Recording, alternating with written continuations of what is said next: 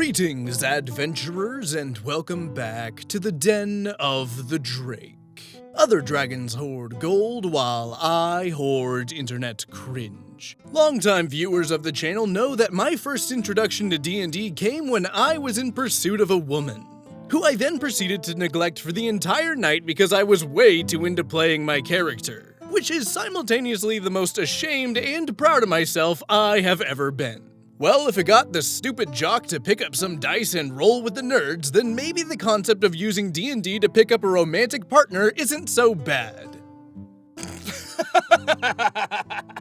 I can't even say it without breaking composure. Yeah, let's be honest, the D&D table isn't the place to get a girlfriend or a boyfriend. I mean, sure, it's a great place to meet new people and perhaps pursue something outside of the game, but when Gibbles the Goblin Artificer gets involved in your love life, it's not so hard to see why divorce rates are so high and why you shall continue to be maidenless. Unfortunately for you, however, you are maidenless. The story I have for you today stars a barbarian who just wants to play their big beefy boy, but ends up falling victim to a woman whose actions certainly earn her the title of Incel. Or would that be Femcel? I don't know, you're gonna have to forgive me for not wasting the precious time I have on Earth learning how to speak like a salty virgin. Now, without any further delay, let's go ahead and dive right into the horrifying world of r/RPG horror stories. Enjoy. This week's story comes to us from user Raynon Cooper and is titled, Respect Goes Both Ways. Hey guys, I'm actually fairly disheartened that I find myself back here with a post-event. It is the story of Kat, not her real name, and it is likely to be the worst encounter that I have yet to have. A few things I must note before the story begins. For a man, I have a tendency to be fairly feminine, both in mannerism and sometimes appearance. After all, makeup can do wonders. As well as being fairly tall. Keep this in mind because it will be important for the story. Now for the cast. We have me, Ragu, the Goliath Barbarian. Oh, Pete, you realize by naming yourself Ragu, you have condemned yourself to having the worst Italian accent imaginable? I mean, y'all heard it here first. I have completely shed all liability for what is about to happen. It's me, Ragu, the Goliath Barbarian. I grab my axe and I whack the goblin, I whack the dragon, I whack the Bowser, but no matter what I do, he won't stop f***ing a peach. It's so f***ing dumb. Oh, God. Kat, the problem player, an elf bard. The DM, and our other two members, while having less interaction in the story, I feel are just as important as the rest of our party, who I will call Jack and Dean, an orc paladin and a human cleric respectively. So it starts off with all of us joining a game with a DM on Roll20 from a roleplay place that I go to quite often for board games. Jack and Dean knew each other beforehand, while the rest of us were all strangers. We might have had some correspondence before, but if so, I don't remember it. We all met at the DM's house, where we started writing down our characters. I have most of my characters written down on my laptop, as I do have a hobby of making characters and then playing them out to flesh them out more.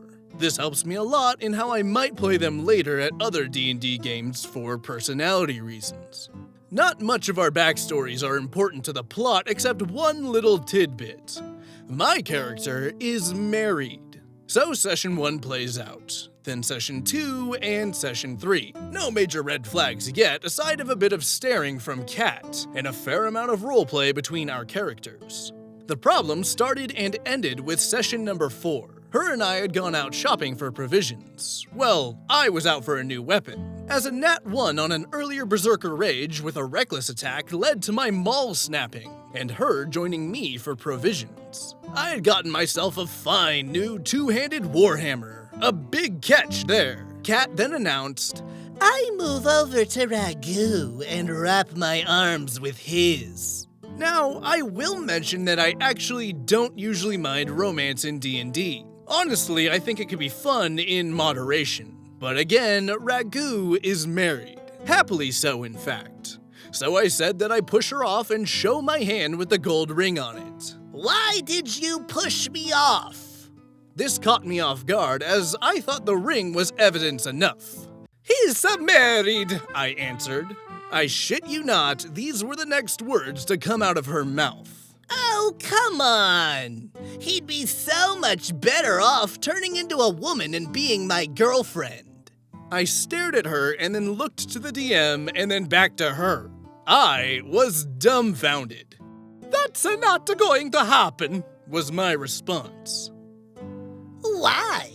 she chimed, seemingly a little aggressive at my unwillingness. "He's a man, a very prideful man, a very happy husband and a prideful man." "There could be potions to make him into a woman, I'm sure of it."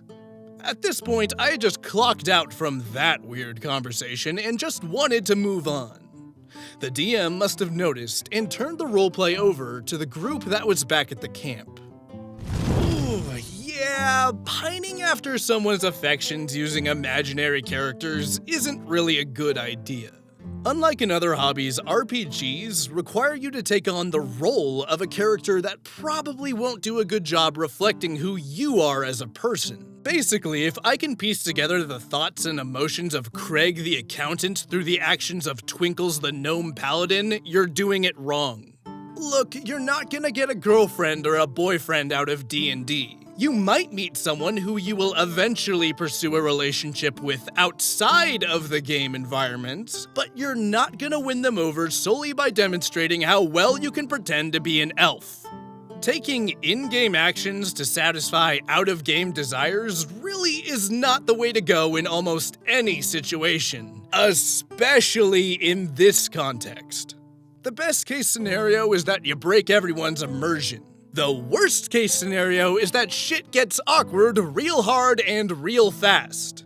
My advice? Just don't be weird. Like, it really is that simple, and I feel like it should be okay to politely remind people of that these days. People play RPGs to have fun, socialize, and indulge in a bit of escapism. So don't try to subvert their expectations and just drop your love in their lap, because there's a good chance that the only thing you're gonna achieve is activating their fight or flight response. Take it from me, if you're activating an instinct that human ancestors evolved millions of years ago to avoid being eaten by predators in the context of a dice-rolling game, you're probably being weird. Later on that session, we were taking a long rest with Jack taking first night's watch. During that time, Kat passed a note to the DM. The DM replied with the infamous words, "Are you sure?" She nodded, and the DM asked me to make a perception check. I rolled an 18, and she explained how amidst my sleeping, I suddenly felt some soft weight upon me, which I then immediately tossed off. It turned out to be, you guessed it, Kat. Not just that, but she was completely nude. "Oh, big boy wants to play rough." I did not reciprocate. Being who he was, he just lifted her up under the armpits, walked out of his tent, and just plopped her outside while glaring. I felt like this was the most non-violent way my character could say no in this situation. I sat and joined Night Watch from that moment through the rest of the night, just in case she tried to pull that again. Last but not least, the final straw. We were all just trucking through the brush of a forest with a big and grumpy me in the front. Kat once more approached me with a, "Please hold me, I'm scared." I say that I push her off. She clings again, and I push her off once more. I don't remember how many times she did it, but at least 5 times on that walk alone. I glared at her out of game, and after the last one, I coldly asked the DM if PvP is okay. And she said yes. So in character I said, "If you would try to touch me one more time, I will not be as nice as I have been." This, in my opinion, was an obvious threat from an angry, tall, lawful evil Goliath barbarian. She, for who knows whatever reason, did it again. So I punched her in-game. She responded thusly, "What the hell is your problem with me?" Which I shouted back, "What is your problem?" She squawked back with a, "You can't hit a woman! That's sexist!" You say I did something wrong? Your character literally tried to sexually assault mine and has been harassing me this entire session. Have you no respect for a no, nor the fact that he's married? You're disrespecting my sexuality, came out of her mouth. I believe that anyone can love anyone and be with anyone as long as it is above the age of consent and is not a violent relationship. So I barked back with, "And you are disrespecting my consent." I turned to the DM and just said that Ragu, clenched and bloody-fisted, leaves back the direction we came from. I did not respond to anything that Kat said from that moment on, and until the session ended. The DM sent a text during then and asked if Ragu was following the party. A simple, "No," came back from me.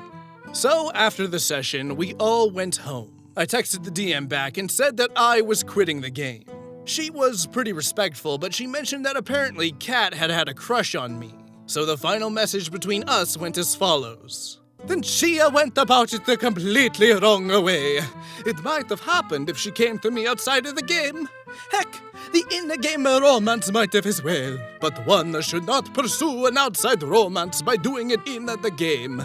This was a mindset that I picked up from Den of the Drake, aided by the fact that I myself came into D&D for the first time with the same, maybe a girlfriend over this mentality. I think I did things pretty well, but I don't know if I could have done it better.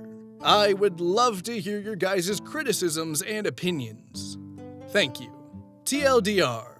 A girl suddenly starts flirting with my married character in a weird attempt to flirt with me. End of story. Well, I don't know about all of you, but I have certainly learned something from this story. Mostly that despite being a cartoon dragon on the internet, I am capable of directly affecting the behavior of real people, and the implication of that shit is terrifying because I am the last person who should have any kind of social influence. But the key takeaway here is that it's okay to have boundaries no matter what situation you find yourself in. There are gonna be people who try to belittle you or put labels on you in order to break down your boundaries for their own selfish goals. But your boundaries are exactly that. Yours. Now before we go, let's take a look at this week's Gallery of the Drake. This week's fan art comes from viewer Halenrune. And can I just start off by saying, sweet mother of God.